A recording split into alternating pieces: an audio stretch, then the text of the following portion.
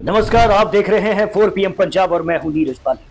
पंजाब के लिए एक बड़ी खबर निकलकर सामने आ चुकी है और पंजाब बीजेपी के लिए अमेरिका में भारत के राजदूत रहे तरनजीत सिंह संधू अब राजनीति में हाथ आजमाएंगे।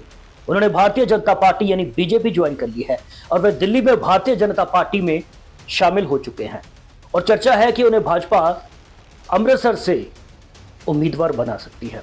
वह गत 15 दिन से अमृतसर में ही थे और साथ ही उन्होंने इलाके के लोगों से मुलाकात भी की थी। वह मूल रूप से पंजाब के रहने वाले ही हैं और पार्टी ज्वाइन करने के बाद उन्होंने पीएम नरेंद्र मोदी का धन्यवाद भी किया है। कहा है कि पीएम की प्रेरणा से ही उन्होंने पार्टी ज्वाइन की है।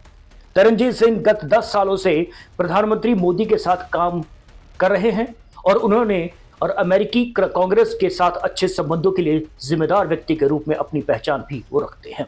उनका रिश्ता अमृतसर से गहरा है और तरनजीत सिंह एसजीपीसी के संस्थापक सदस्य तेजा सिंह समुद्री के पोते हैं और गुरु नानक देव विश्वविद्यालय के संस्थापक कुलपति बिशन सिंह समुद्री के पुत्र हैं।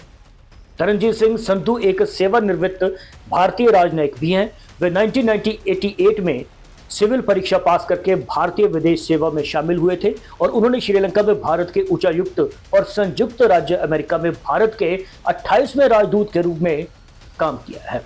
यूक्रेन में भारतीय दूतावास खोलने का काम भी इन्होंने ही करवाया था और वहां के राजनीतिक और प्रशासनिक विंग के प्रमुख के रूप में भी इन्होंने सेवा दी है, काम किया है।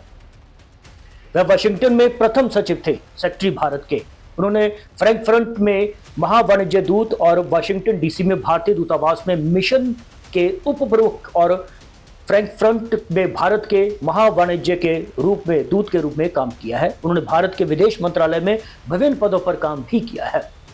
नवजोत सिंह सिद्धू के बाद अमृतसर सीट से भाजपा को जीत नहीं मिल पाई और सिद्धू अमृतसर सीट से लगातार 3 बार के लोकसभा सांसद थे, चुने गए थे और उसके बाद भाजपा को इस सीट पर लगातार हार ही मिल रही थी और 2014 में भाजपा के शीर्ष नेता रहे अरुण जेटली को कैप्टन अमरिंदर सिंह ने शिकस्त दी थी, जबकि 2019 में पार्टी ने आईएफएस अधिकारी रहे हरदीप पुरी को चुनावी दंगल में उतारा था और उन्हें कांग्रेस के गुरजीत सिंह औजला ने हरा दिया था।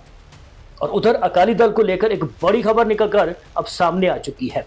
जी हां, पंजाब में अपने अपने दम पर लोकसभा चुनाव लड़ने का ऐलान कर चुके शीयद भाजपा ने गठबंधन की उम्मीद को छोड़ा नहीं है और इसका बड़ा कारण यह भी है कि राज्य में मतदान अंतिम चरण में होगा और ऐसे में परिस्थितियां बदल सकती हैं।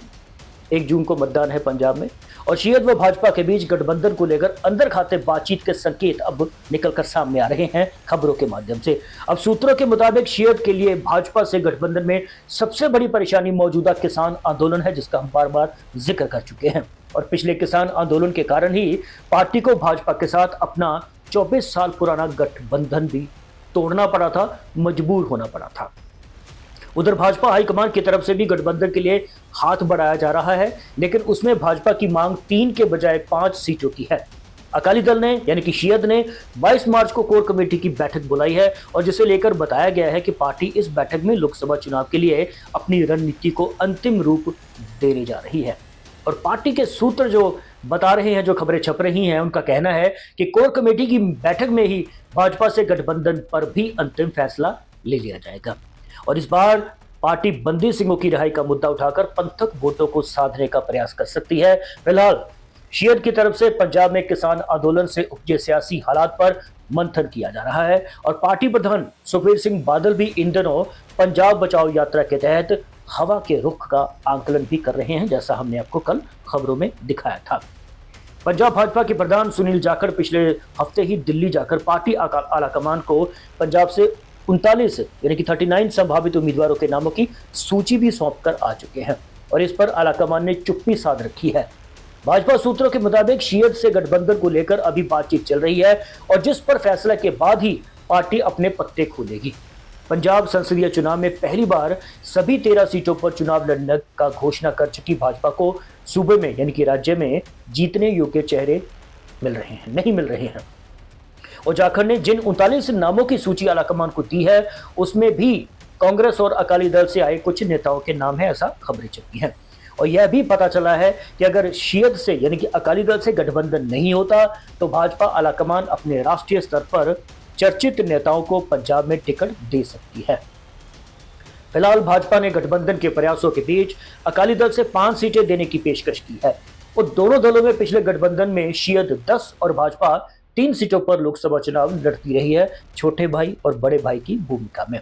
पंजाब में लोकसभा चुनाव को लेकर श्रोमणी अकाली दल यानी शियद और कोर कमेटी की बैठक 22 मार्च को होगी और सोमवार को सोशल मीडिया पर पार्टी के सीनियर नेता और स्पोक्सपर्सन डॉक्टर दलजीत सिंह चीमा ने यह जानकारी दी थी। और डॉक्टर चीमा के मुताबिक 22 मार्च को दोपहर 2:30 बजे चंडीगढ़ स्थित अकाली दल के मुख्यालय में वहां पर दफ्तर में होने वाली ये बैठक के दौरान पार्टी के सीनियर नेता आगामी लोकसभा चुनाव के लिए रणनीति को अंतिम रूप देंगे। और चीमा ने ट्विटर पर पोस्ट डाली कि कोर कमेटी की बैठक पार्टी प्रधान सुखबीर सिंह बादल की अध्यक्षता में ही होगी। बैठक में लोकसभा चुनाव के लिए रणनीति पर विचार चर्चा की जाएगी और विस्तार से चर्चा के बाद अंतिम रूप दिया जाएगा। इसके अलावा बैठक में देश के मौजूदा राजनीतिक हालात पर चर्चा भी होगी और उधर पार्टी सूत्रों का यह भी कहना है कि भाजपा के साथ फिर से गठबंधन की संभावनाओं पर भी इस बैठक में चर्चा होगी, क्योंकि इस बैठक में दोनों ही दलों के बीच बातचीत फिलहाल अभी जारी है। देखते हैं आने वाले वक्त में क्या होता है। धन्यवाद।